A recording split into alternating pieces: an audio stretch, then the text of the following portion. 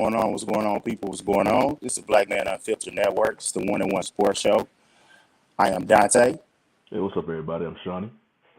And man, really, I'm gonna let Shawnee really kind of pop it off. One of his teams did win a world championship, so I'm gonna let him take the floor right now. Appreciate it, man. Yeah, we're super ecstatic that we won another title. I'm glad we won this one so it could basically shut up the rest of baseball America. Every time you heard anything about the Astros, especially on national media, it was always about 2017.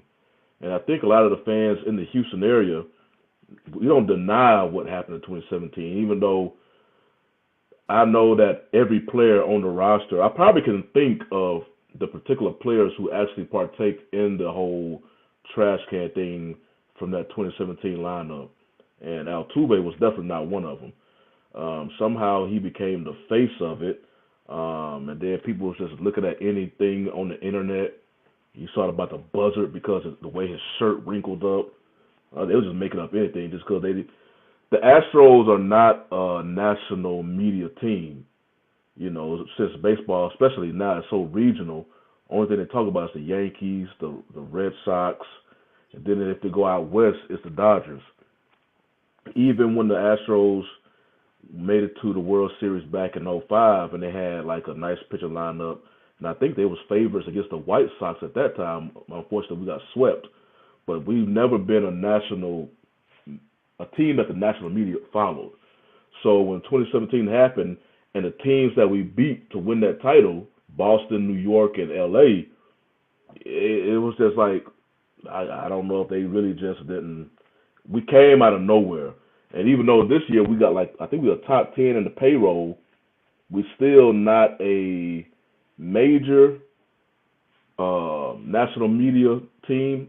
That's why during the regular season you didn't see too much Astros, even though they was coming off of 5 straight ALCSs. They don't get that much baseball games on national TV, on cable. And one, because of baseball is so regional, but they just wasn't showing them on ESPN or TBS. They really started showing some of them towards the end of the season. And so I think when you put all that together, and then 2017 and how all the vitriol and all that came from around the country, Houston really, we got the saying about Houston versus all y'all. It really is like that down there. Y'all gonna put us on the island. We basically just gonna be. We know how great our team is. Yeah, they know too. We went to 6 straight championship series, 4 World Series. 3 of them we were favorites in. So they know how good the team is. But all they want to talk about is 2017. So now that we finally got this title, after all these upset teams, it just coincidentally they kept being NL East teams, National Braves, and then we were gonna lose to the Phillies. And the way we did it, with both New York and Philly fans kept chanting this, "We want Houston, we want Houston." And then Houston came knocking on their door, swept one team and beat one team in 6 while getting a no-hitter in the middle of it. So you gotta be careful what you ask for. So yeah, the Houston fans right now, they doing like I just saw it before the show, Altuve and some other Astros players. Right now, Altuve I think it's at an academy in Pearland area. And I think it's scheduled for tomorrow, but it's already a line outside the store just for that. Looking like how it was directly after they won the title on Saturday. So, yeah, there's a lot of excitement about the city. The city really cared about the Astros. Like I said, they really took that whole mantra about Houston versus all y'all. They pretty much say that, man, we're going to give y'all something to cry about. We're going to give y'all a reason to hate us. And it's not really nothing, nothing the team can really do about it, man. It just got to be there. What's up, Mr. Bennett? How you guys doing? So, and one more thing one thing I find interesting, I was looking at, it was just a random internet, and I saw it was like a little clip from the New York Post, and they already talking about when the Astros, I'm trying to remember the player.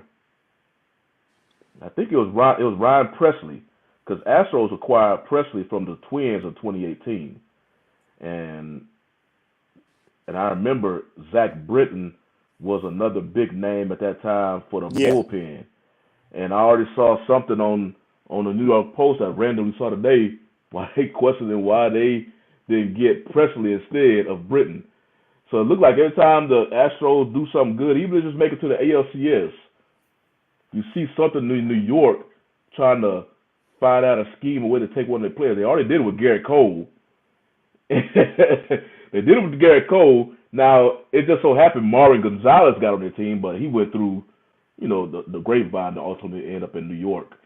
But it just seemed like when the players, I think they were saying the same thing about, but they didn't ultimately get him, was Kendall Graveman. I'm trying to remember. Astros had him last year. He was a real good bullpen arm. And I was like, the Astros are doing good, but then you always see, that's how you know that the Yankees ball organization, they are studying and just dead looking everything the Astros doing right now. They see a player over here that was available during the trade season. They say, why we didn't get that player instead of this player? If they come out free agency, how can we figure out how to get this player from the Astros? I mean, speaking of that, do you remember that scandal that went on? Well, not just scandal, it actually happened. Was it the Cardinals that was like recording or like taping them? They were like, they were taping what the phones at the Astros or something like that. They were like spying on them to see what they were doing. Yeah.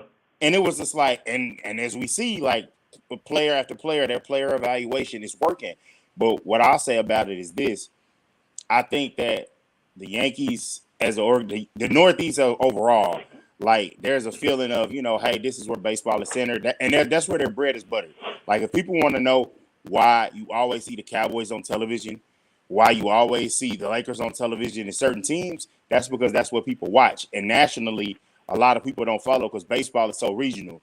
And I have insight on that because when I interned at Fox Sports.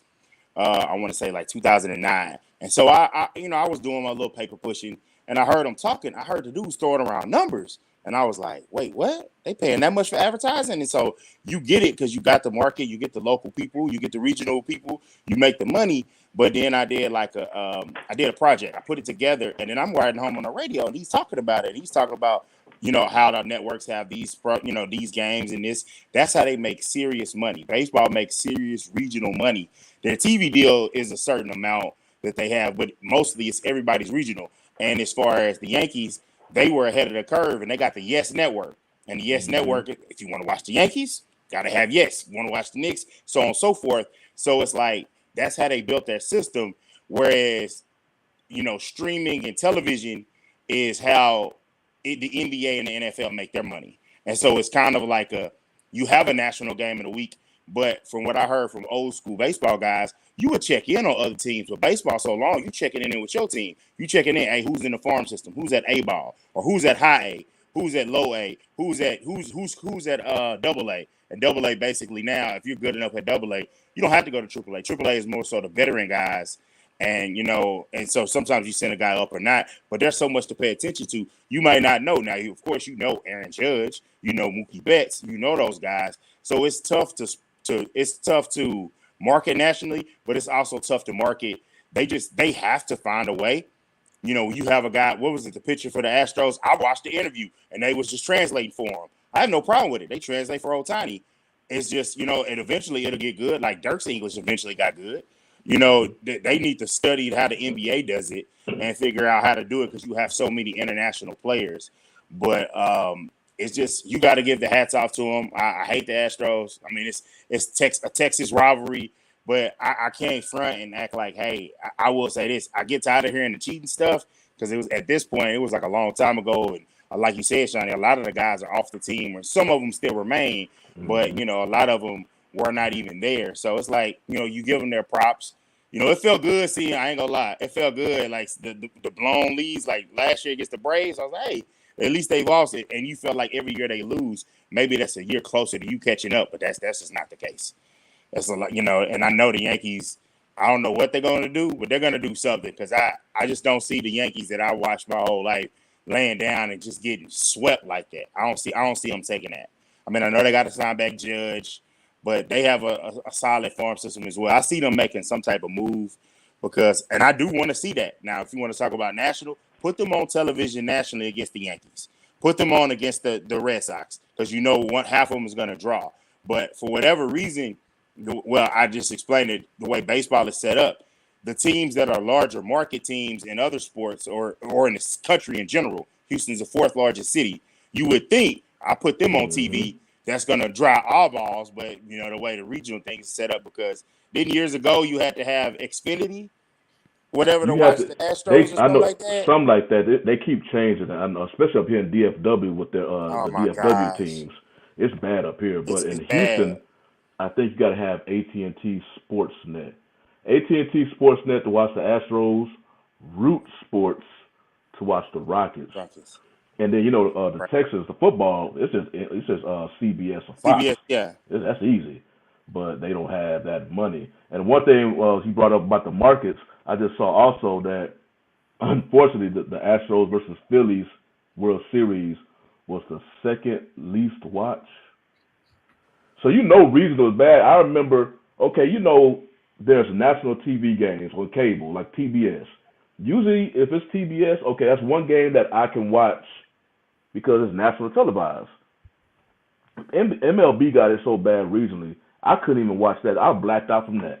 I'm like, oh, hell no, man. So it's just that whole package.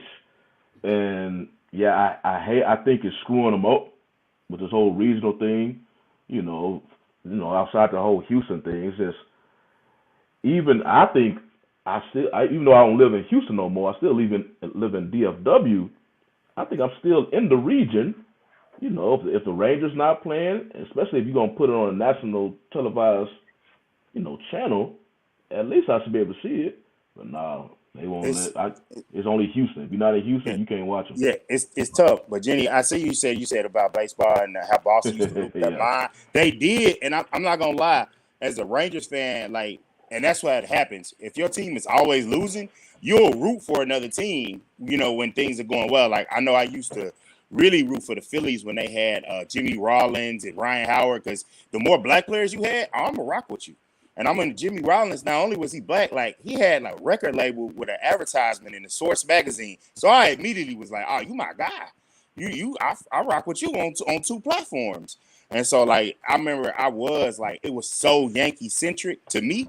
I was happy when the Red Sox came back from that 3-0 lead. I was happy about that. But now when I look back on it, I was like, as a fan base, they're about as annoying as the Eagles fan base. They're about as annoying. I know where Boston sports. Where they coming. I know they're about to come and start chirping, but y'all know y'all are annoying. Y'all literally boo Santa Claus. Y'all, come on, man. So y'all know y'all rude as hell.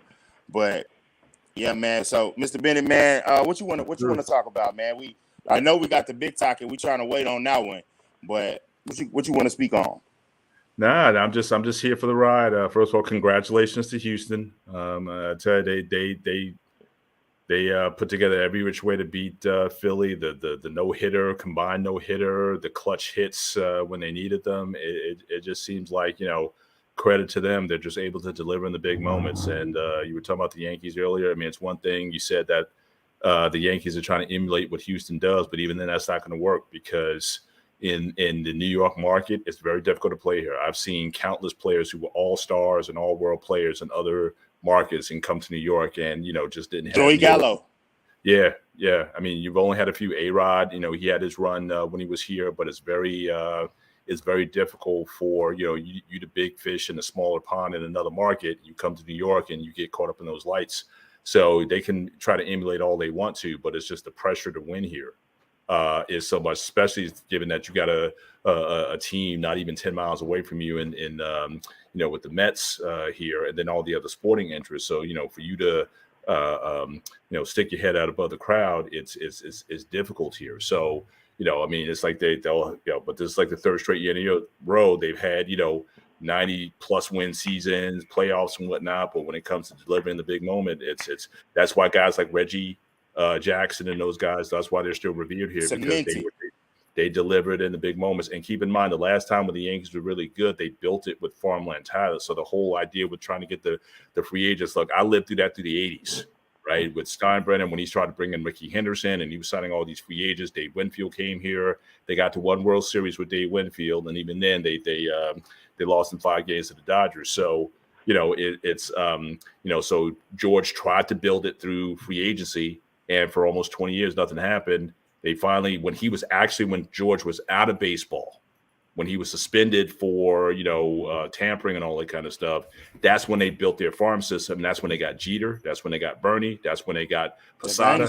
That's when they got Mariano. So those core 4 players built that dynasty that won those championships in the late 90s and early 2000s. So there's a formula to this to use, but even then you have to have a certain moxie in order to do it. And, Jeter I wasn't even the biggest Jeter fan, but you got to give it to the guy. In the big moments, he delivered for the team. He was Mr. Clutch in so many ways here. So you got to have that element, and I just don't see anybody on this roster who can deliver that on the batting side nor the pitching side. Because even with the pitching, again, you had guys like the closer Mariano. It was for the most part, except that one World Series against Arizona, when he got in there, you played the Sandman music and it was lights out. And they just don't have that caliber of player. I mean, Aroldis Chapman, he can throw it 100 miles an hour, but one, can you get the ball to him to close out to close the game? And second, will he give the lead up? Mariano just didn't do a lot of those things. So it takes a special type of player to play in this market for the Yankees or the Mets. And so I don't know. They can go and get another one of the Astros players, but it's not just the player. It's got to be, how can they survive in this market is key to the team being successful. You're kind of seeing that right now. I mean, he's still pitching real good, but not like he was in Houston as Garrett Cole. Right. They still. I can't speak on the Houston market in terms of the. Yeah, I can't speak on the Houston market in terms of the press, in terms of the fan base there. I don't know what is that vibe. I mean, you guys are from there, so what is that vibe like? In general, from what I hear, because I listen to a lot of sports talk radio. We are generally in Texas overall, because we both lived in both markets. It's not as pressurized. It's not. It's not as pressurized. What I will say is the only difference is here, and I want to say, and this is another sport, but when Mike McCarthy came and it was like OTAs, he was like, him and Randall Cobb were like, why are there so many people here? And it's just like the coverage is different. But it's the same in New York, because I want to say one of the guys from 105.3, he played for the Mets, and he was just like, he got deals and things, just extra money, because it was the Yankees. I mean, it was the Mets and the market size. So it's just different. They are harsher with their players. And it's known that if somebody comes at you tough, you just come back tough. Like, I've had a job like that where it's like the customers were tough, so I could be tougher with them. And a different market, I couldn't do that. I was going to get rolled up. I was going to get sent to the manager. They wouldn't call for the manager. In a different place. Now, you just cuss them out. They cuss you out. Maybe the next day, y'all cool. That's similar to what I see with New York. So it is something that it's a lot easier to deal with the media. You can be coddled. You can be protected. You cannot hide in New York. You can't. And if you're not producing, like Gallo, that was the biggest thing I was worried about him. He's a guy that he's feast to famine. He's what a lot of players are today. And I was just like, when you going through them famines, they're gonna light you up. And then you saw what happened is as soon as he goes out to LA, he's on fire. And it's just like, but he's that kind of guy where he's hot and cold. And it's just like, I appreciate the prospects the Yankees came up off of, because, some of those guys are pretty talented. So the Yankees are still building that core. And I was going to say that I think building it through the farm, all is that system. So this pressure is coming. It's coming. And you're in that environment. When you come from, hey, man, what is it? Josh Hamilton it's not a baseball town. And it's like, he wasn't lying. Right. It's just like, it's not a baseball. Now, even though it's the second biggest sport in the market, which there's some other factors behind that, which you would think all the success the Mavericks had, it would be. But baseball is such a love sport here, as well, after football. But it's that you got to build it, but you also you don't just have to build the guys to have it. You got to build the stars, because you can go and sign the guys, but you got to have a bona fide star, a bona fide couple of stars. Like Pena is a rookie, and that guy's got a bright future. And it's just like, oh yeah, we just found this guy, and we just lost Correa. Look what we found. So it's you got to remember with the Astros core, we got to suffer to get that. when we went through, what was that, 2011 through 13 or 14, when they lost like 3 straight seasons with 100 losses. Right. That's when we got Altuve. Yep. Ultimately, Bregman and Tucker. Even though Bregman and Tucker is something else, that how we was able to get them. And Correa was a part of that whole losing thing that we was able to pick up. So they had to suffer before they got that core. And but yeah, about the market, Houston is just Houston. Like Dante said, it's the 4th biggest city, so the size wise, it's huge.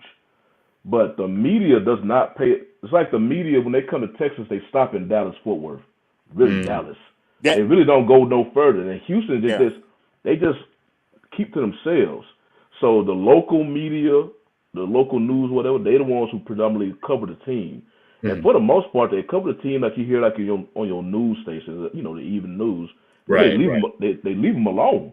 Right. They don't harass them. They just leave them alone. If the team doing bad, nobody just talk about them. And then if their team doing good, then they'll get some excitement. But they don't harass the players down there. Yeah. And then the national media, you got the Texans. They're not a national coverage team. If you got like a Texas map of football, it's dominated by the Cowboys. And just Houston is Texans. Same thing with the Rockets. But there's 3 teams, in Texas with the Spurs. And I think the Spurs, they have more real estate around Texas because they're the ones who experience more winning. Yeah. Right. And then in baseball now, Astros just became the Astros are just now turning Houston into a baseball city. Yeah. Because the other 2 teams are basically, you got one team that's literally an expansion team again. That's the Texans. The Rockets, they just they start over too. And what I'll say, So what's the status of like the Rangers, Texas Rangers, as far as baseball? So they kind of as far as the Rangers, they're rebuilding, but it's just like we're pissed as this.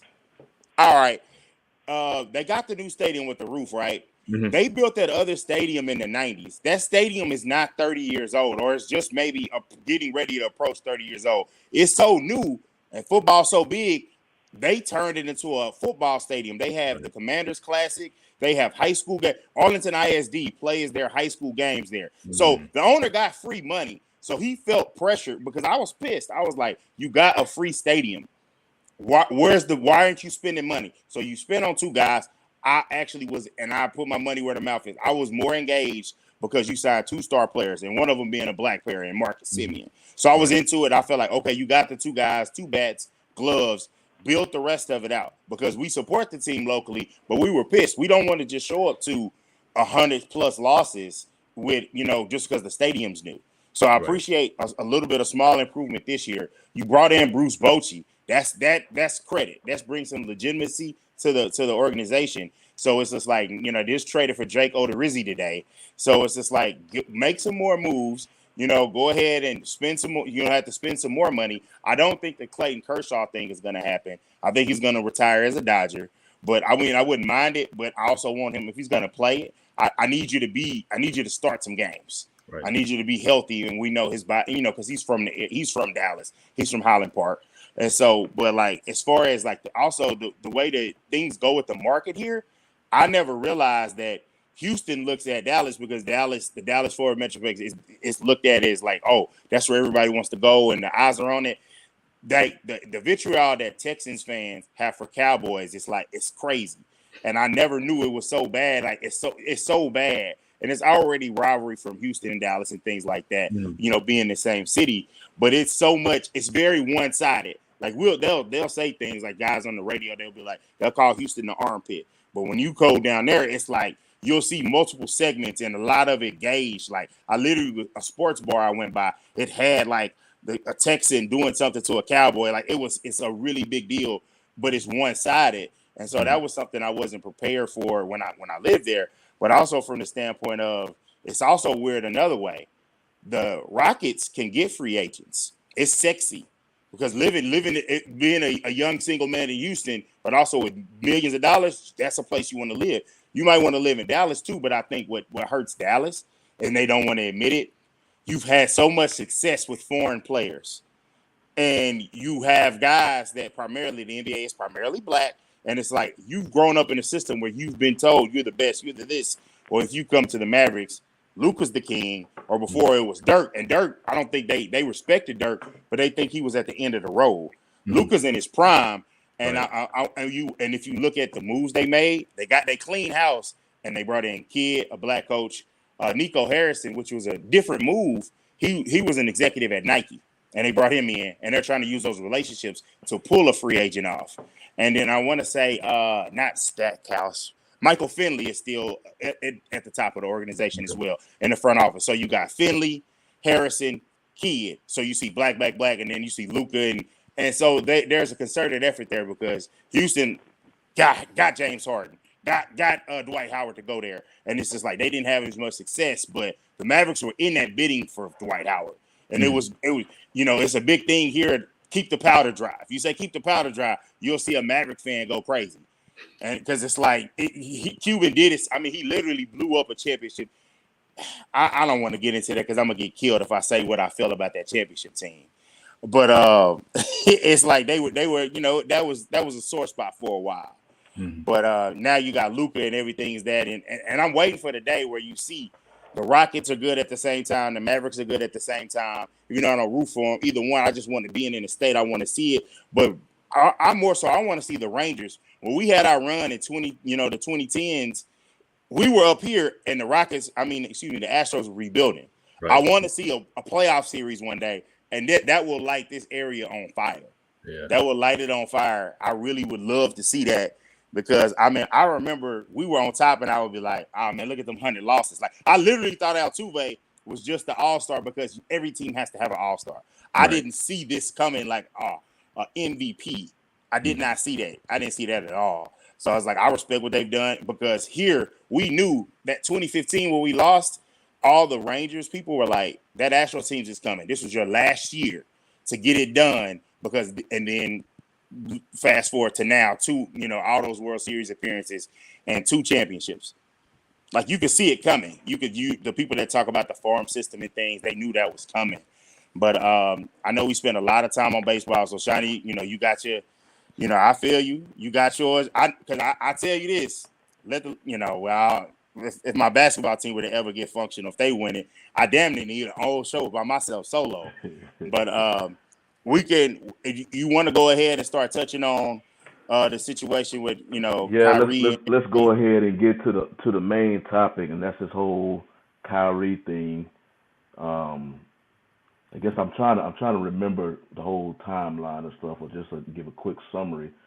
So you had Kyrie over. It was almost 2 weeks ago, maybe 2 weeks. He tweeted out, he shared a tweet of a documentary, and it just so happened that particular documentary was found to have some anti-Semitic tropes in it, and because of that, his owner, the Nets owner, put out a tweet of his own, and then Kyrie actually replied his tweet with another tweet. And so, that the media caught wind of that. And then I believe I don't know if it was a before game or after a game, his first press conference that he had, where ultimately he was basically going back and forth with a reporter. When he was going back and forth with that reporter, because the reporter kept trying to ask for clarification and basically get an apology. And I remember Kyrie kept saying something like, you just don't understand. And that whole interaction, was it Joe Asai, the owner? But he didn't like that. So that he didn't like that interaction with the media because Kyrie didn't, I guess, apologize. And that after that press conference started the huge backlash when the media really started giving it attention. And then that's when it really kicked off with the media, and then you saw social media getting putting their 2 cents in there, ultimately led to a suspension, which ultimately led to this checklist type. If you want to come back for play for us, you got to do this. Yeah. And I look at it as multiple layers. So I guess I let y'all speak about it, then I give my opinions about it, like I said, I look at it as multiple layers, not just whole one big fiasco. Okay. I started with this. I have called Kyrie Irving like a space cadet, and I mean it as he's an intelligent guy, but sometimes he's the perfect definition of aloof. He just might not understand. Hey, you really might not want to say that like this. Oh, what's going on, Tommy B? What's up, Tommy? What's up, bro? Appreciate And you. what's checking. up, Jay? I saw you earlier. Jay, I see you earlier, man. My bad, bro. We was going in, but I in this situation, I will say this, and I'll go all the way back. Sometimes I criticize him, and then I said, you know what? I'm gonna take it. I hear him and KD talk, and I change the way I talk about him. And I'll say this: I respect y'all's game, and I respect that y'all are not the same as other athletes. Y'all are a little different. But what I'll say in Kyrie's case is sometimes people don't look to see that he does back up what he does, what he speaks. So he says he wants to be more than that. He wants to be different. He did when people were talking about in the height when things were really going after the George Floyd, killing. He was one of the people that he was meeting with people in Brooklyn. He did meet with them virtually at a I want to say it was a city council meeting, a city hall type of meeting, and he was meeting with them and things like that. I really respect, and it's like I've seen it was a list of all the different things he done, like help get the Floyd family a home and contribute to different causes. And he paid the WNBA. He paid some of their salary. He's done a lot of things that put his money where his mouth is. I just wish that he would. When he spoke the other day, he spoke in another interview and he was explaining himself. Explain yourself thoroughly, and then we'll understand. Sometimes he just gives a cryptic thing. Y'all are prawns, and I understand where he's going with that once he explained it. But it's like explain things better, and and things will work. But also, what happens with him is, as you said, Mr. Bennett last week, he hasn't had the equity for people to want to. At the end of the day, we are watching you because you are an athlete. Right. They're not buying those Kyries, which are all over the gyms. They're not buying those Kyries. One, they do feel good from what Hooper say, because my brother he's played in some before. But it is because you are an amazing athlete. They want to emulate what you do, but your intellect is not something that they are always drawn to. I appreciate it because you don't need to just be the dumb jock. I appreciate you doing that, but you have to realize that there are sometimes how you come off and say things, it how it goes. But it's you have to. But I understand. I respect the fact that he's not just wanting to lay down and apologize and just do things a certain way. But I think what really pissed him off, because I just listened to a clip to prepare for the show on MSNBC. He was saying, "Meet the press." It was and what he said was they were upset when he said, "I can't be anti-Semitic. I know where I am." And being that the group of people that put out that documentary is called From Hebrews to Negroes, I'm not paying $10.49 or the $48.99 to buy it, and I'm not spending 3 hours to watch it. But from what I've seen from the reviews and from the people, it is from people that of the belief of the Hebrew Israelites, and we've all seen them I've seen them in the neighborhood speaking on the street corner with their garb on. I've seen them on Facebook. I've seen them, and I know how they come. They are rather aggressive. So it's like, it's cool. You have your ideology and you respect that. They can speak like that. But like I was hearing on Bomani Jones on his pod, he was like, you can't really come like that because you have corporate ties. There are things that you can't say. And some people might respect him and say, hey, he's speaking out, he's this. I respect the other things. It's just, you got to realize if somebody comes out and says something against Black Americans a certain way, I'm going to feel a certain way. And what the Jewish did said, he said flat out, he said, hey, if somebody says, are you anti-Semitic? The answer is no. Just like if somebody asks if you're racist, the answer is supposed to be no. So I can understand their quarrels with him with that, but he is from the ideology that, I know he looked it up and he has Native American in his background. He's in his level of consciousness and awakening. He's 30 years old.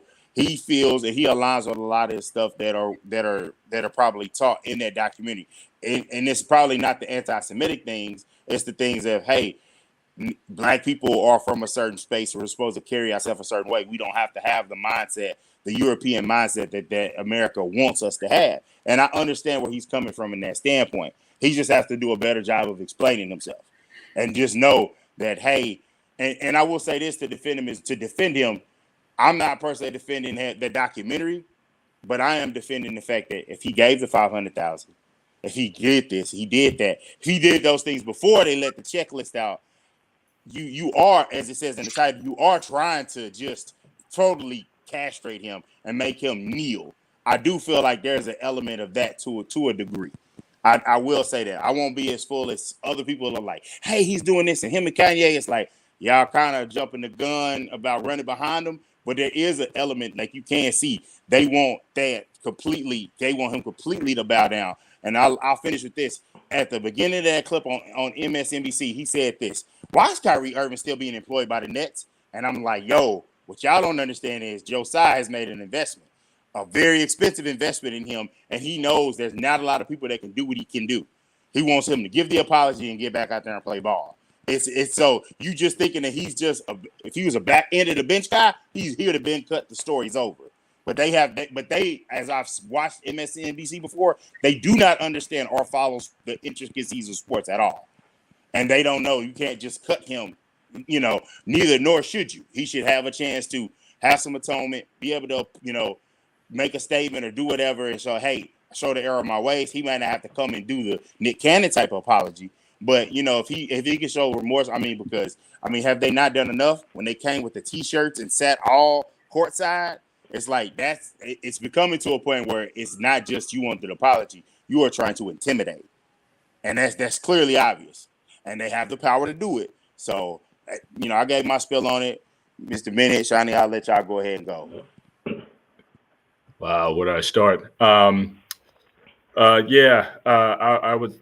Man, like you said, there's a lot of layers to this. One layer that I just want to get off the top of my chest, I just find it interesting that he gets in so much trouble for reposting a tweet, which he's done in the past. Unfortunately, he's the same guy. He also reposted a tweet from Alex Jones concerning those kids up in Massachusetts, which Kareem Abdul-Jabbar came out and lambasted him for that very thing. So he has this tendency, and just like my general commentary on how a lot of this has to do with how information is disseminated today. Again, I'm a bit older, guys, so I remember that this was an area of scholarship where if you wanted to know something, you seriously studied it, or you went to people who had knowledge. I grew up with guys like Dr.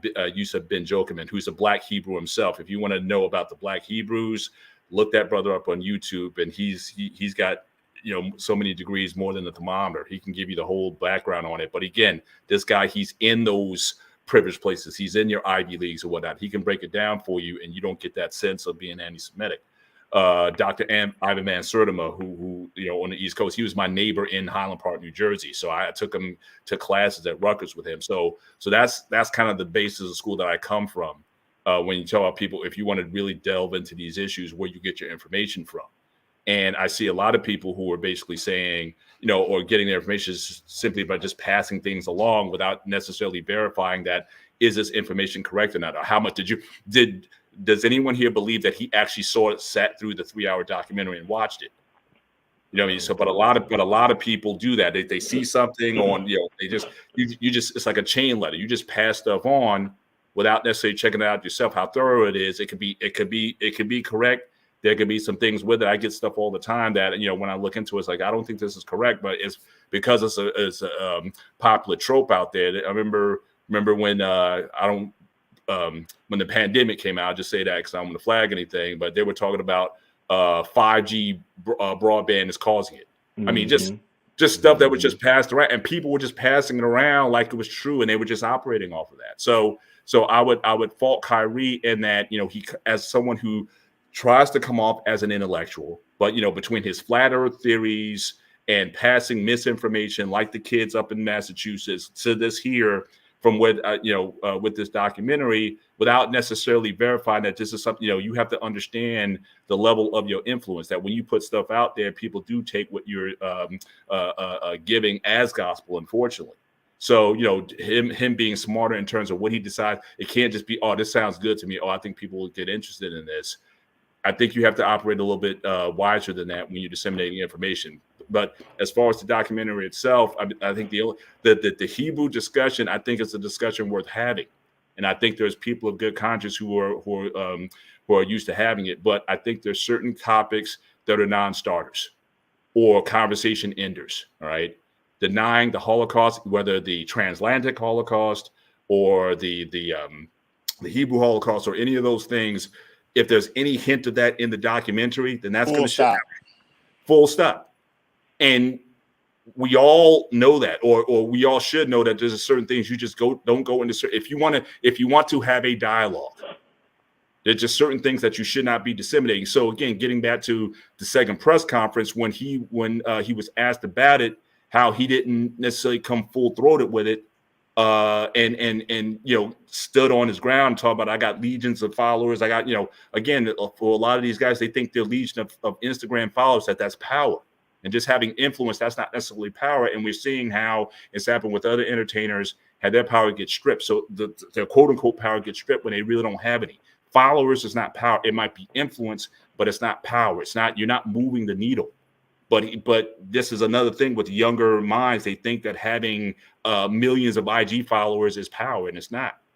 And so, so I think that just his hubris over it and other things, plus the fact that he really hasn't produced in the sport.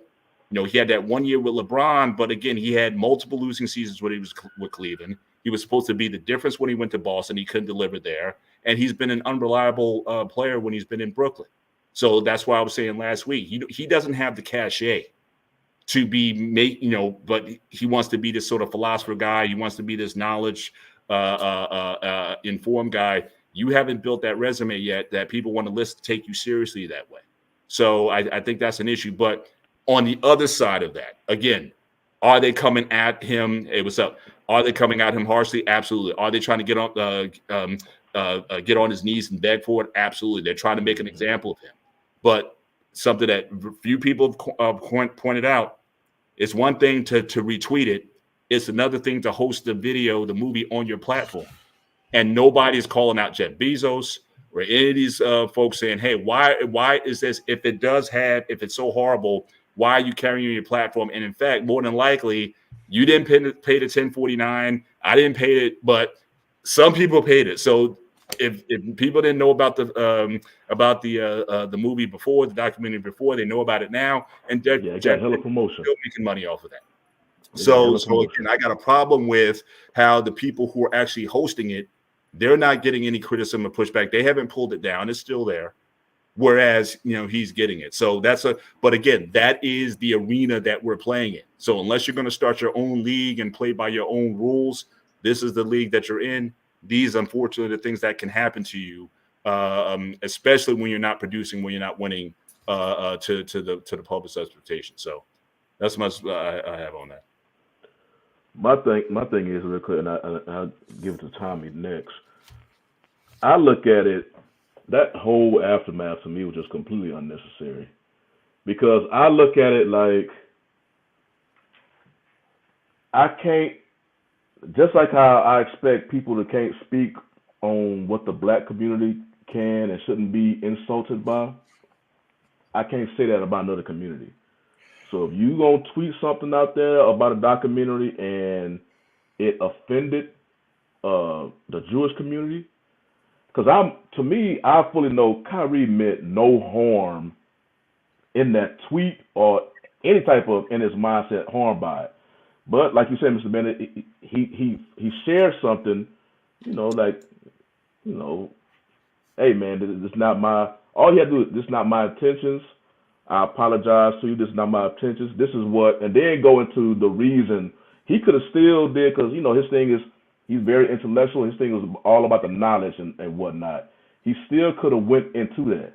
Just clear your name with that, so them people won't be calling you something that you know that you're not. Right. This was not my intentions. I apologize. That's not my intentions.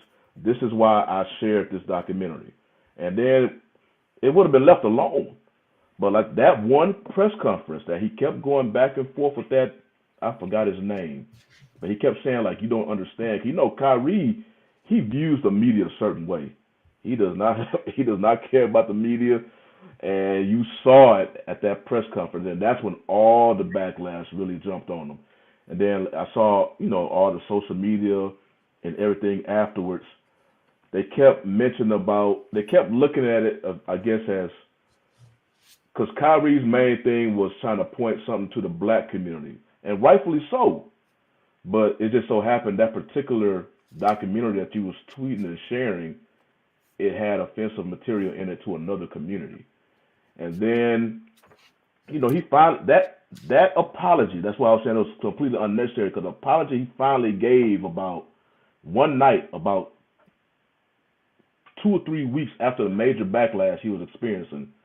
If he just would have did something like that in the beginning, and he probably didn't have to do all that in depth like that, even though I think they say he just did it on a social media post. It was written. It wasn't, it was in front of a video like everything else he was doing. But if he just would have gave something like that at the very beginning, all of that, because that was why George Tsai was so mad about that press conference, because he didn't give us no apology. And I saw something on social media how they were saying like he was not apologizing the way that because this is really not an NBA thing. Yeah, the commissioner he had something to say. He wanted to speak with Kyrie about it. But all these penalties are Nets. And then I was kind of looking at it from the Nets. I'm like, I think this was just like the last straw. If you look at Kyrie's timeline with the Nets, they've been extremely patient with him. And then all of a sudden, when he did this and the owner expressed his displeasure with it, and then Kyrie was, not really willing to back down, then you saw, okay, you're going to be suspended for at least 5 games. Now I definitely don't agree with the whole checklist thing. I just like, now y'all already stabbed the dude in the side. Now y'all just twisting the knife. It's like, you don't need that, man. The dude meant no harm. His thing is, his pride got in the way. He didn't want to back down. You ain't gonna tell him what to do. So he experienced the aftermath. You already punished him, was suspended him for 5 games. And then now you got this dude literally like on a AA program or something, to road to recovery, trying to get back and playing ball get back on the court. Yeah. So that's my whole thing with it. I just thought the whole thing could have been avoided, but he didn't take that route. Unfortunately, he didn't take that route, and that thing just snowballed to hell. I'm like, this was just completely unnecessary. So that's pretty much my thoughts about it. Tom, I know you've been patient waiting right there, man. So let me hear what you got on it. So, Mr. Bennett, was you referring to Sandy Hook when you said the thing in Massachusetts? Correct. And why'd you say that? Now, Pat, from what I understand, he had reposted a tweet from Alex Jones. Okay, see, that's my problem. These people are fucking liars. The shit that he posted had nothing to do with Sandy Hook. And that's why he wasn't apologizing. What he posted from Alex Jones was something about him, Alex Jones talking about America having secret societies. But what happens is when these bitch ass reporters get out there, that's where you got that from. Because he goes in and saying it was no fucking reason to bring up Sandy Hook, but that's what the fuck they do. Even when we go by this movie, I'm gonna read this to you. This is what a white man posted. I just saw this today. Mm-hmm. I just watched the film. It is not anti-Semitic in any way. There are no tropes. There is nothing at all that would suggest anything but exploration of origins of Black culture and its connection to Judaism and Israel. Irving is being set up. It's a complete scam. He's being whipped because of the influence. Anybody who calls this film anti-Semitic hasn't watched the film. Any corporation that bans Irving is taking him down for other reasons. It's a setup. He's a political pawn. They want him gone because he's a thinker and they must get rid of him. They only want obedient people like Shaq. Everyone must watch the film. That was from a white dude. Every person that I know has watched the film has said the same thing. The guy that Nick Cannon just set up with the CEO of the ADL told a bold-faced fucking lie and said that the film says something about the white people from that culture made up the Holocaust and all this and that, and it absolutely fucking doesn't say that. And that's where I get irritated with this, because they're on his helmet about fucking lies. I don't have to tell you I'm not anti-Semitic when I haven't said nothing anti-fucking Semitic. If you go down my fucking timeline, I'm not sitting here talking shit about your people all day. Like, there's very specific actions that you do to be anti-Semitic. So no, I don't need to be apologizing. I don't need to explain that I'm not fucking anti-Semitic. If before I tweeted that, I didn't show anything of that. And that's what's so fucking irritating and frustrating about this is you know, even the fact that you brought up Sandy Hook is a great point, because that's something they tried to put on him because he posted something from that man. Now, I don't agree with everything that Trump says, but if Trump says something right and I quote him, does that mean I'll support every fucking thing that he says? No. Nope. And that's where he was getting frustrated at with that reporter when he told him, no, he said it in a very irritating point. I don't think Sandy Hook was at the, like, he had to say that because this fucking idiot ass reporter tried to connect that because he posted something from Alex Jones, when what he posted from Alex Jones had nothing to do with Sandy Hook. And so I think most of the people that I'm seeing that's on Kyrie's back, first of all, has never seen the movie. And my biggest thing is the people that with this fake outrage, y'all promoted it more than Kyrie did. I don't know one person that knew about this movie after Kyrie tweeted it. Nope. Everybody knows about it from the fucking outrage. And it's literally turned into a bestseller from the fucking outrage. You know, and again, something like the ADL, first of all, y'all reacted fast, so y'all knew about the movie. So, like Mr. Bennett said, why the fuck wasn't Jeff Bezos getting any heat for even having it on the platform before he even had the chance to fucking retweet it? If it was that anti-Semitic. Absolutely. Because they take stuff down off of Amazon. I want to say they don't sell Confederate flags anymore. So No, if it's exactly. right time to be, if it's so bad, like that's the thing. My thing is, and I stand on it. Hey man, when I saw the title of it, I know where he's going from with that. I've had conversations with those people, and like they bring on valid points. Like there are valid, and if they brought on the point of, hey, at times certain people from a certain community have a certain level of power, and they will flex it on you. They are flexing on it by putting them people all over there with those shirts to put pressure on them. So like I feel him, like I'm with you. Like, nah, if I didn't say anything and I don't feel like it's that way, why do I need to bow down and come to you like this? You're doing this and you're trying to, like I say, you try to make this like a public situation to humiliate me. So that's where it is. And it's like, I'm with you, Shani. It really didn't have to be this big of a deal. Like But, with him but, this week, the thing that's so frustrating to me is Tommy B just kind of summarized the whole issue and could have shut it down in 5 minutes. They want to do this. They want to do this. Like I understand, but Kyrie didn't. But why couldn't Kyrie have that same kind of comeback? I mean, Tommy just shut this whole thing. If Kyrie said verbatim what Tommy B just said, this thing would have been shut down. I don't think it would have, because I think it was pushed back on. Because again, because like people have a lot more people I think supporting. I mean, the fact that one, you said the review of the white person actually saw the film and he went through and he said there's absolutely nothing in the film.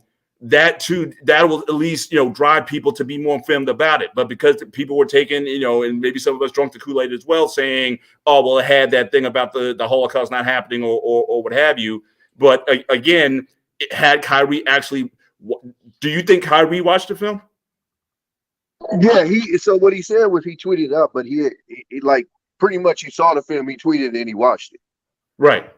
So, but he didn't come back and give a full throw like you just did. That there's absolutely nothing in the film that's anti-Semitic. If he would have came back. I'm not apologizing, because if you watch the film, show me what is or it's a specific scene in the film that is showing that or what have you. The review of the white person who saw the film, he said there was absolutely anything there. So now you put it back on the press to go and they then have to go and either watch the film or find the trope of the scene or whatever that's where that's being stated. But because he didn't give that kind of pushback or response or whatever, everybody just went with the narrative that, oh, well, it had that particular segment in. Like I said, the Hebrew Israelite stuff, that's one thing.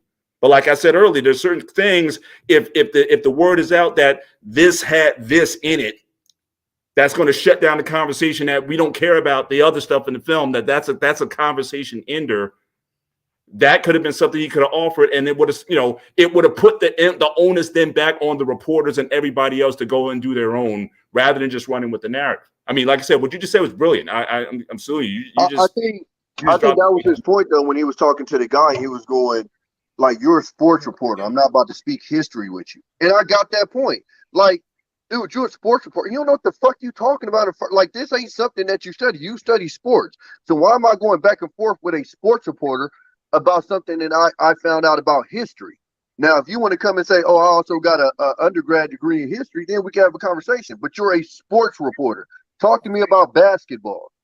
But I think also he just has a level of just being tired of just being under these people that push these false narratives. And I think that's where the annoyance and stuff came from. So for me, I have a clear head. I don't have to deal with that and the pressures or whatever that he's going under. Right. For him, that's a whole nother thing. And then not to mention, you know, you have the what Kwame calls the go along, get along game. Because the funny thing about it is they could good old Twitter comes to find out, Shaq, one of your theaters played the fucking film while you up there talking shit. You know what I'm saying? Hey, Tommy, let me get in here real quick. The amazing thing about this too, guys, is you step back 50,000 feet from it. They promoted BLM and put it on the court, right? To act as if they were for you. But then you come out and say to the owners that I am from the same place that you are from and around, right? Because the owners, Mark Cuban, David Stern, Adam Silver, these are all 24 karat people, right? And then they use an Asian man that owns the Nets to come out against the black man and say, hey, you're not playing. They use him under the guise. And then they also do this based on a tweet that he made that didn't say any words. It was just a tweet. So he puts a tweet out, and now all of a sudden, all hell breaks loose because he posted something that they deemed to be that, right? Because they change the definitions all the time. But these are the same people. I'm going to show you something. I'm going to bring you on back. These are the same people that's changing the definitions of words every week now. All of a sudden, a girl's not a girl, a boy's not a boy, right? But these are the same people that's pumping this BLM stuff to our people, right? And then they telling us girls can be boys, boys can be girls. Love who you want to love. How is that not anti-black? How is you not selling this rap music culture by the dozens through your record label execs, Lyer Colan, Tommy Mottola, Todd Moskowitz, whoever own all these distribution places, right? They sell all of this stuff to us. I dropped some links in the back just to confirm what I'm saying. They sell it all, but it's not anti-black. It's ridiculous. It's totally hypocritical. And that snake that was sitting on TV telling that brother that he didn't know what he was talking about, Nick Cannon, he was acting as if he didn't know what was in the documentary, but they do know. So they'll profit off of it in one sense, but then they'll tell you not to recognize who you are, actually. Whether we believe it or agree with him or not on who we believe we are or not, at the end of the day, they're crossing over into their collective bargaining agreement. That's why the NBA Players Association jumped out today, because they know what's going to happen to them if they stand down. They about to mess with all their stuff, everything that they can do. And remember this, guys, Kyrie was the one that was against the vax. Kyrie also said we should start our own league instead of going in the bubble. He's very dangerous. He's very dangerous. But the go-along guys is like, hold on. You about to stop all our money. What do you mean, start your own league? No, we're not doing that. And then they use the biggest, blackest buck that they got to run out against him. They used to play with him and say, hold on. I'm not with Kyrie on this. I can't do it. I'm still trying to win my championships. I'm chasing records right now. I'm living in LA. I'm doing what I wanted. I want to be an owner one day. I want to be with y'all. That's what they did. He can let that chip and go. It played out right in our face. He won enough. He won enough for him, Tommy B. He did everything that they wanted him to do, and then he ran out there against that man. And this is one thing I noticed, guys, and I'll tell y'all this, and this is my last piece of it. Guys that have strong fathers usually have a difficult time in these leagues. One thing you'll pay attention to, if you really notice, the guys that really don't, the guys that don't, you watch them stand down on a lot of stuff. They drop. They really drop.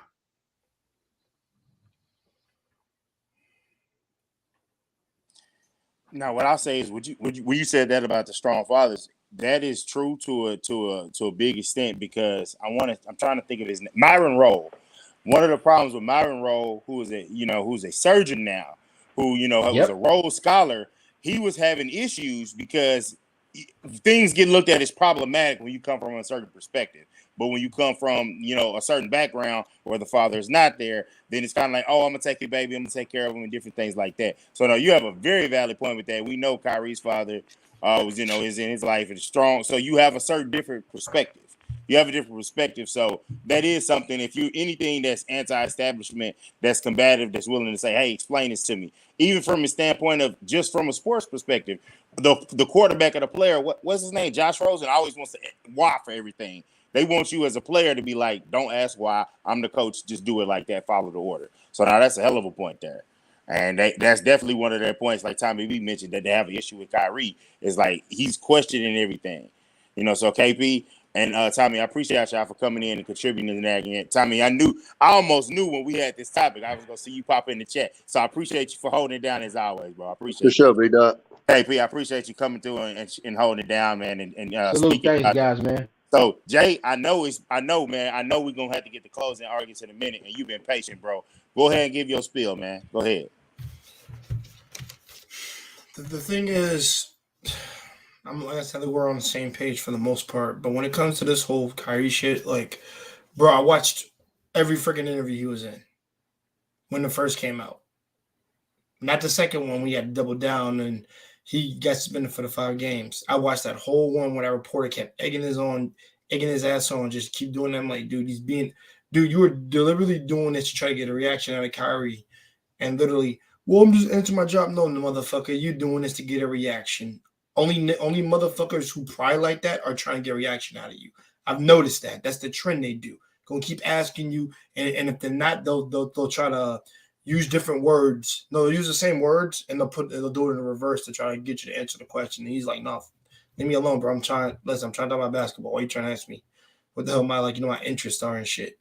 And I've always said he didn't do anything wrong. Of course he didn't. Like with Tommy B, I'm glad you brought up the point you did where like, dude, there's nothing semantic about that video because I looked at it too. I'm like, dude, this is stupid. What the hell y'all fucking talking about? Getting all first of all, they get anally butthurt over bullshit that's not even a big deal. They're trying to make it a big deal. Mm-hmm. And I used to, and I think Mr. Bennett, I don't know if you ever heard this saying, but if a black guy doesn't commit a crime, don't make up a black guy. That's what they're doing at Kyrie. That's what they'll do. That's what they'll do. And like I said, like, Kyrie's the poster boy for all this fake outrage, hate bullshit, which is stupid. And I'm just like, yo. And the fact, because like I said, I don't know what LeBron said, but pretty much what guys have told me, he left his boy to he hanged him to dry. Yeah. Pretty much hung him to dry. And I was just like, okay, LeBron, you a bitch for that. I don't know why. But he was also in an upcoming episode of his Barbershop show or whatever. I think they pulled it because of that. Yeah. Because LeBron is doing weird things now, even now. But in the position that he's in, he's not trying to. I've always said this: brothers don't protect other brothers. Like when their image might be at risk, they always pull away. Absolutely. And if that was really your boy, you would support him. Of course, you wouldn't be like, "Well, I'm pouring fully," but whatever. But the thing is, that's my boy. You're gonna have his back. If he really your boy, you have his back. But what LeBron did pretty much is just, like I said, left him to dry and just be like, hey, man, I got my own family to worry about. I got a team to take care of right now. I got this other bullshit, so I'm just going, so you on your own, partner, like with this shit. And I'm just like, yo, LeBron, you trash that shit. But overall, I think Kyrie's had enough of this shit. Personally, I'm going to let you go, Sean, in a second. But you got it. And, dude, I know how badly and I you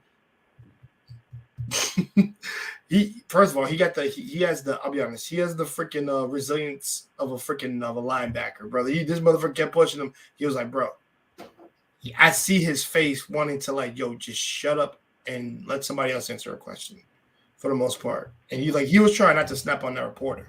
I know he wasn't. Mm-hmm. I know he, like I said, I know he wasn't trying to deliberately go at him, but this motherfucker, like, dude, just shut up. Leave me alone. And I know Kyrie doesn't like media bullshit because he said y'all take whatever I say or anything that I do and y'all gonna try to make it into something. Hence why y'all just did this bullshit y'all just did. Like I said, he handled the best that he could do, and I think he handled it to what he thought was right. Now him being like ridiculed and all this bullshit, I'm not with that shit. or they cancel concert or cancel on Kyrie, like you gotta get that shit out of here.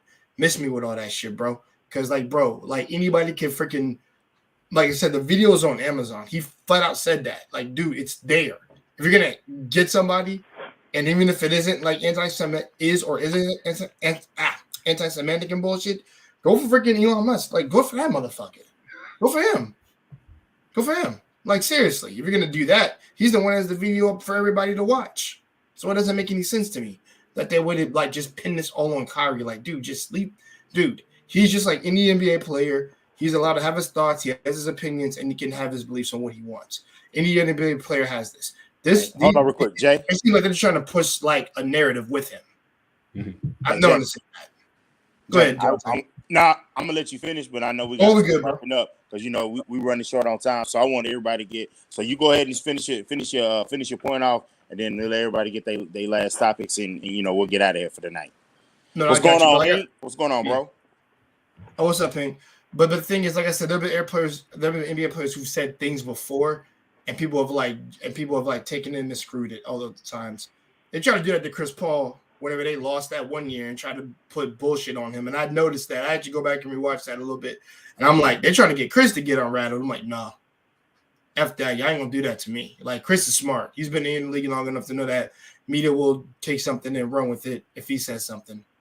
Like, that could be taken out of context. So, like I said, Kyrie, like, it's unfortunate what's happening in the situation, and I really hope the brother can bounce back and also, you know, just be like, you know, just play ball like he wants to. And honestly, I wish his team had his back more often. But hey, man, KD and the freaking Nets and the organization, they might get rid of him. That's what I've been hearing. I don't know if that's actually a thing, but where's he gonna go? I've heard that too. Who wants him? I've heard that too. That it may not be it's a situation where he just might not play for the Nets anymore. I mean, because they're already on the hook for the contract, and that is what it is. But he literally might not play for them anymore. And at this point, I don't see too many people who want to trade for him, just because they didn't. You know, they had their shot. They didn't. No, they tried, but they knew that they were a point of weakness, and they knew that it's like, hey, I'm not giving you a lot of assets for a guy that might not want to come short for my team. They knew the one team that he wanted to come to, but they were trying to extort them. And then because I think everything was hinged off of the KD trade, and once that KD trade didn't happen, then because I think sure enough, if KD gets traded, you trade him for whatever, and then you're starting over. But that team is such a mess that we are not talking about the Lakers being 2-8. That's how bad. That's how bad it is. That's how bad it is. That it's like it's been so much because it's not just Kyrie's situation. It's the fact that they're not playing well. I mean, people have defended Ben Simmons, and now they're seeing this Ben Simmons just come out here and just it's gone. It's over. It looked like it literally might be over. And this dude is like, is he under 26? And it's just might be done. And so it's a crazy situation. Man, I appreciate everybody rocking with us. Man, I appreciate everybody coming out and talking about this topic because on Black Man Unfiltered Network, this is the perfect place to be able to talk about a black man and see how they're doing them and see how it's an unfortunate situation. So I appreciate Shani being level-headed. I appreciate everyone being level-headed and speaking about it, even though they're speaking about it passionately. I really appreciate y'all for showing up and talking about that. Yeah. Thanks for having me. I appreciate it, man. What, are we closing arguments now or just anything else we need to speak about? Man, hey man, IJ Terry, man, I appreciate you for always showing up and you're always ripping those Eagles, man. But I see you, man. This December 24th is coming. Because I mean, I don't know if y'all gonna lose a game before then, because y'all on fire. But now we just basically at this point, man, we just wrapping up just anything. I know next week I wanted to get on the NFL, so as the mid-season points, but we'll get on some of that next week because we wanted to give this its proper time. We wanted to give this its proper time because it's a nuanced conversation. There's a lot of layers to it. We tried to take it back and talk about the different incidents. So I'm glad you talk about the Alex Jones thing, and I'm glad that Tommy B talked about it as well, to be like, that was one of the layers that, in a way, that kind of like, avalanche and everything, and be like, it's all because it does all come together. That's the culture we're in now. It is an accumulation. It is. Yeah. It is. So. And I've noticed that's the trim we're in now. Like somebody's always so quick to get funny, Marcus. Someone's always quick to cancel someone nowadays, and I'm not, like I said, I'm not a fan with this cancel culture bullshit. And it's just like they take like I said, people will take keywords, key phrases, and they take this one thing to hold on to you, and they try to use it to discredit everything that you say. Like I said, I'm noticing that trend a lot. It happens a lot, and it is something that comedians have spoken about. It like it's hard to have comedy, it's hard to have conversations. But what I will say is this: on the cancel culture, if you're saying things the right way and you're careful about what you say, when they do come for you to cancel you, it will show that, hey, this person said anything and they explained themselves. So it's like we're coming at a time which a soundbite could happen. Thoroughly explain yourself. So if they ever ask, say, hey, run that clip back and play the whole part. You have to fully cover yourself. That's why. Yeah, I mean, that's what I think that would also help us. I mean, Mr. Ben and Dante and Shawnee, I would say to all three of you. That's why it's always important to get your words across correctly and also articulate your points. What we're trying to say. Now, when I came on, my flow was all messed up and everything. Now, granted, that's because there were two words in there I was trying to crisscross together because they were in different sentences. So that's why I say whenever you like prep for like videos or when you prep for a conference or a meeting with guys. Because anybody who's ever met me say, like, you talk so perfectly when you're in front of us. Why is it the camera's so different? And I said, I think the reason why that is because I'm not staring at anyone in the face, even though it's through like we see each other through faces. I see three faces and I can't key on and focus on one because there's three of you. So it's a little bit more difficult for me to focus. When it's just one-on-one, it's easy. Or my guys are in a circle, it's easy that way. Definitely, Marcus. We need to cancel. That's why it's always good to articulate your words. And even though with the channel I have to be careful what I'm saying because I've got subscribers now, and I tell them, like I said, there are days when I'm chill, but I still have to be very careful with the words I say because of the times we are in now, and also trust me, like I said, I'm not out to like defame somebody, defamate someone's character or whatever, because that's not my way. It's not how I raised. Like I said, old school ways, we settle things with fists. If there's a misunderstanding with something, anything like that, like I said, it can always be explained. But with how we are now, people just love the bandwagon of canceling people. And it's not glorious. It's not beautiful. It's just very disgusting and ugly at this point. And Kyrie, and like I said, I don't like the fact that it is Kyrie Irving. And like I said, whether he didn't want to take the shot or not, that's a different conversation, personally. Yeah. That's whatever to me. That's his choice. But with this, the man is literally giving your opinion on what he believes, and he strongly believes it. Similar to Kanye, the difference is with him, he's actually handling it very tactfully, as far as I'm concerned. Like I said, he's handling it the best way he thinks he can handle it. And I've always said in times of crisis, if a brother is misrepresented and being shown wrongfully, we should have his back on most of the part. As long as we do the evidence and we know that he's right, I'm like, there's nothing wrong. That's all I gotta say. Hey Marcus, next week, man, we'll get in on that boxing, man, because Mr. Bennett has really been keeping us tapped in with the boxing. So we got a lot of boxing gloves in the background. We'll definitely get it tapped in. I know we gotta wrap it up. So Shani, go ahead, take us on, man. Hey, man. I just appreciate everybody statements and whatnot on this whole topic, especially as deep as the topic it is. And that what Jay was basically just saying, that was my whole thing. Because of the position Kyrie is, because of the spotlight, the notoriety he has, he's a public figure. So you don't take him. Yeah, sometimes you have to be a little bit more, careful. Like when you really just can't share nothing on social media now without providing proper context. You got to explain it, and especially if it's ultimately going to be material that a whole community going to come out and say, "Oh, you offended me," or be willing to defend it 10 toes down. Yeah, I mean, you have chapter and verse and whatnot. So you give the other side. Now you put them on their heels to defend what they're saying. So again, either way, you have to learn how to float like that. That's just the reality of the world that we're in. So I mean, because for me, cancel culture is more market driven. I mean, it's not. I don't look at it in terms of censorship because that's like the government coming in and trying to shut you down. But I think it's a market-driven thing. But again, if you want to float in these arenas, whatnot, you need the intelligence in order to play the game that you're in, or don't play the game at all. Either way, I mean, Colin Kaepernick, he decided to walk away from the game. He was trying to get in, but there were certain things he didn't want to compromise on. You have to be able to take that. I mean, Craig Hodges used to play for the Bulls back in the day. Yep. He wasn't willing to take a lot of stuff either. Mahmoud Raouf used to play for. I think he used to play for the Rockets, right? With he's known for the Nuggets. Yeah, the Nuggets primarily, but again, he wasn't off the square. So again, this might not be the league or the place for you. But at the same time, whichever decisions that you're willing to make, be willing to live with your decisions. So if you're going to live in this space, whatnot, be very careful what you say, as Brother Jay was saying. But at the same time, also be willing to defend and make your points, concise. Like I said, what Tommy did, I said if he would have put that, I would have loved if Kyrie would have came out like that, then everybody would have been going back. What was that film? Did you see the film? I didn't see the film. What was that? Where was that? I mean, you put it all on them in order to make their defense on that. So I think you just need to be smart on how you operate in these spaces, but don't cower down, but be ready to stand on your square. Have an arsenal behind you when you do it. Like you got to, because we see here that they're so quick to take it immediately away from you. Billionaires become millionaires overnight.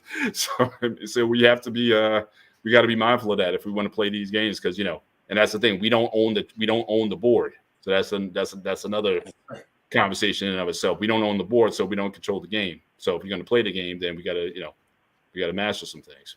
Exactly. I'll leave it at that. We're gonna leave it on that.